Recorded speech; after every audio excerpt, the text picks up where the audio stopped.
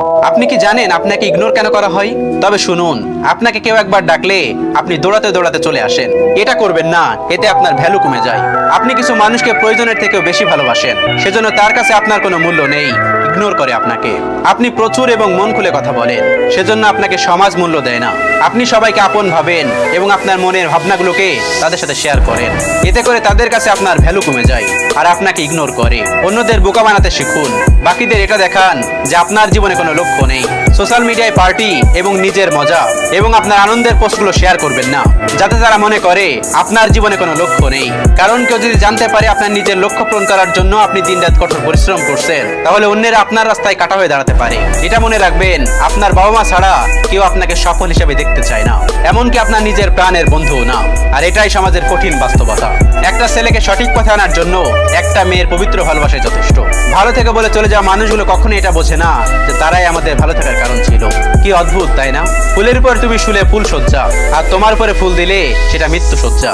ধর্ষকদের জন্য ফাঁসি নয়, চিড়িয়াখানা চাই, যেখানে গিয়ে আগামী প্রজন্ম জানতে পারবে পৃথিবীতে থাকা মানুষের মতো দেখতে সকল প্রাণী মানুষ নয়। ছেলেদের জীবন বড় অদ্ভুত, তারা সবকিছু করার অধিকার পায় না শুধু চিৎকার করে কান্না করার অধিকার।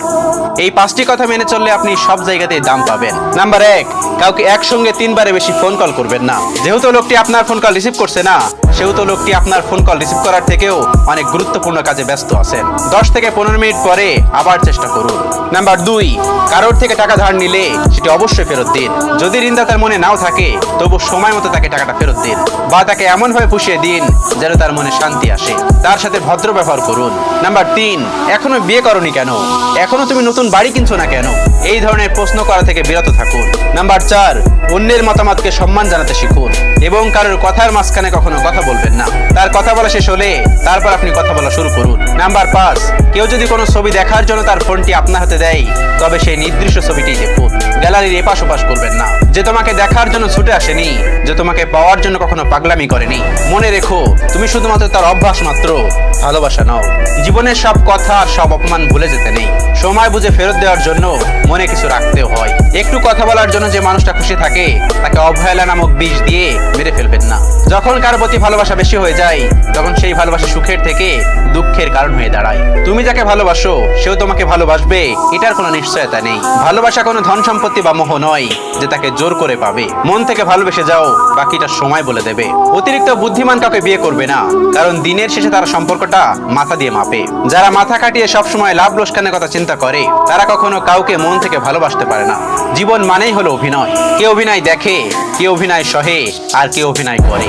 হাসি মুখে পিছন থেকে ছুরি সবসময় কাছের মানুষগুলোই মারে। তাই এমন আপনজনদের থেকে সবসময় দূরে থেকো। সেই মানুষটার ভরসা ভেঙো না, যে মানুষটা সব হারিয়ে শুধু তোমার ভরসায় বেঁচে আছে। কাউকে ভালোবাসতে না পারলে তাকে না বলে দিও, তবুও তাকে মিথ্যে স্বপ্ন দেখো না। আমরা যে মানুষটাকে অবহেলা করি, তাকে কিন্তু কেউ পাগলের মতো ভালোবাসে। জোর করে কারোর কাছে সময় পাওয়া যায় না, আর যে সময় দেওয়ার, সে শত ব্যস্ততার মাঝেও সময় দেবে। আগে শুনেছিলাম কষ্ট করে পাওয়া ভালোবাসা নাকি অনেক মজবুত হয়, আর এখন বুঝলাম ভেজালের যুগে কষ্ট করে কোনো খাঁটি ভালোবাসা পাওয়া যায় না। এখন সবকিছুতেই স্বার্থ থাকে। কাউকে বাধ্য করো না কথা বলার জন্য, তুমি চুপ থাকো আর তাকেও বুঝিয়ে দাও তুমিও একা থাকতে পারো। কে বলে মুভ অন করা যায় না? জীবনে একটা সঠিক মানুষ আসলে শুধু প্রাক্তনকে কেন,